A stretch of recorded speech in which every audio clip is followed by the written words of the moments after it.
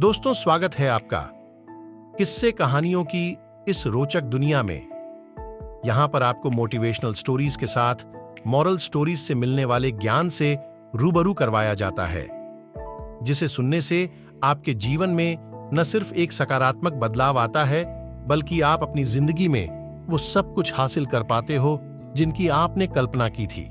यहां हम आपके लिए मॉरल स्टोरीज भी लेकर आते हैं। हर कहानी में एक सीख जरूर छुपी होती है, जिनसे आपको बहुत कुछ सीखने को मिलता है, जो आपकी जिंदगी में बहुत काम आती है।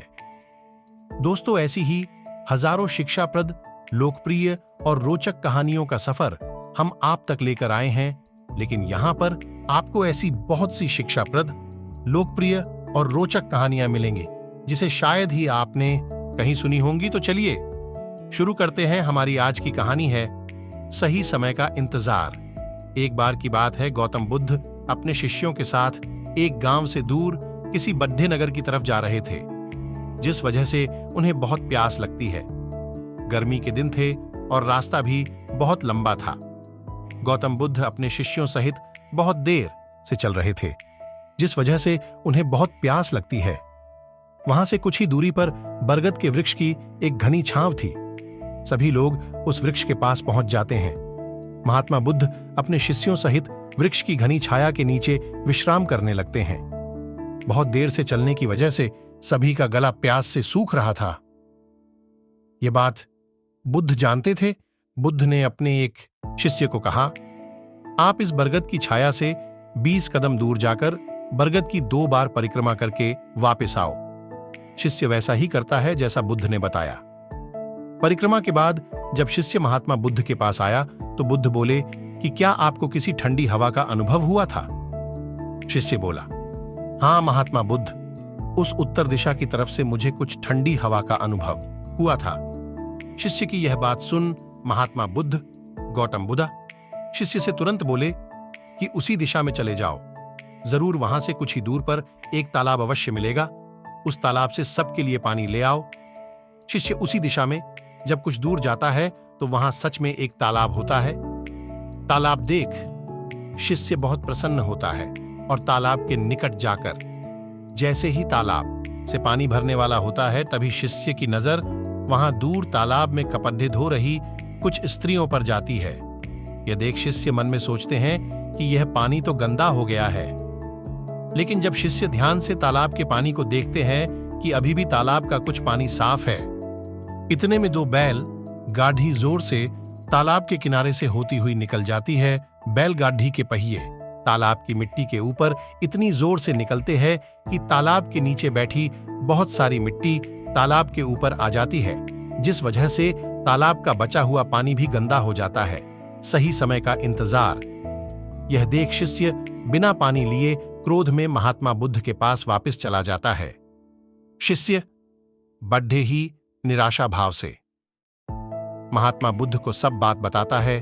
शिष्य की बातें सुन सभी शिष्य बोलते हैं कि हमें तुरंत यहां से निकलना चाहिए, किसी दूसरी जगह पानी की खोज करनी चाहिए, वरना प्यास के मारे जान निकल जाएगी।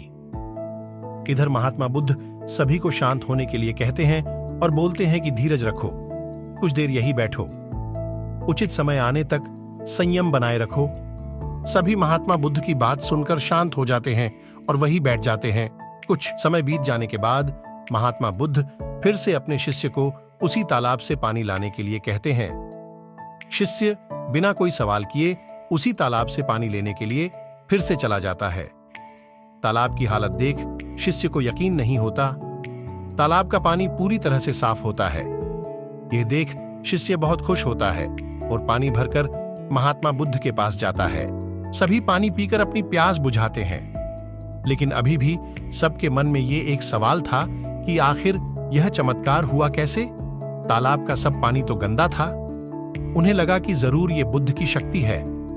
इनमें एक शिष्य ने यह सवाल महात्मा बुद्ध से पूछ ही लिया कि यह चमत्कार आपने कैसे किया?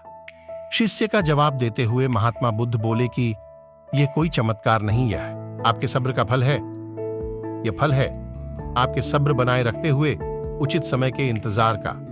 जितनी देर हम सब लोगों ने सब्र किया, उतनी देर तक तालाब के पानी के ऊपर तैर रहे सभी गंदे तत्व और मिट्टी तालाब के पानी के नीचे बैठ रहे थे।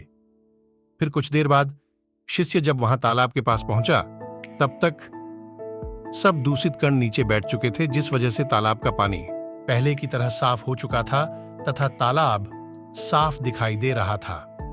यदि उस समय आप लोगों ने सब्र न किया होता, धैर्य न रखा होता, तो आप सब इतनी गर्मी में पानी की खोज में प्यासे रहकर शायद अब तक मृत्यु को प्राप्त हो गए होते, क्योंकि यहां से अगला कोई तालाब है या नहीं, और होगा भी तो क्या, उसका पानी साफ होगा या नहीं। इन सब कारणों से आप कभी प्यास न बुझा पाते और प्यास से मर जाते।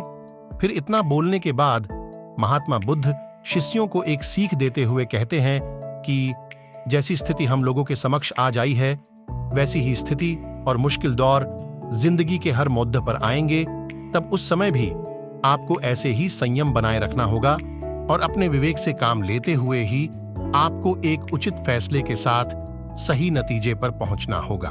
हर मुश्किल दौर में सब्र रखते हुए ऐसे ही शांत मन से ही कोई फैसला लेना चाहिए जिसका आपके और दूसरों के लिए अच्छा हो, क्योंकि ऐसी स्थितियों में लोग अक्सर गुस्से में आकर अपना सब्र खो देते हैं और गुस्से तथा जल्दबाजी में गलत काम और फैसला कर बैठते हैं, जिसका बुरा परिणाम उनको भविष्य में देखने को मिलता है, जिसमें खुद का नुकसान अधिक होता है। कुछ परिस्थितियां जीवन में ऐसी होती है जहां हमें सब्र बनाए रखते हुए उचित समय का इंतजार करना होता है, लेकिन लोग अक्सर यहीं पर अपना सब्र खो देते हैं और उचित समय आने का इंतजार नहीं करते, जिस वजह से उनको आगे चलकर दुख और मुश्किलों का सामना करना पड़ता है।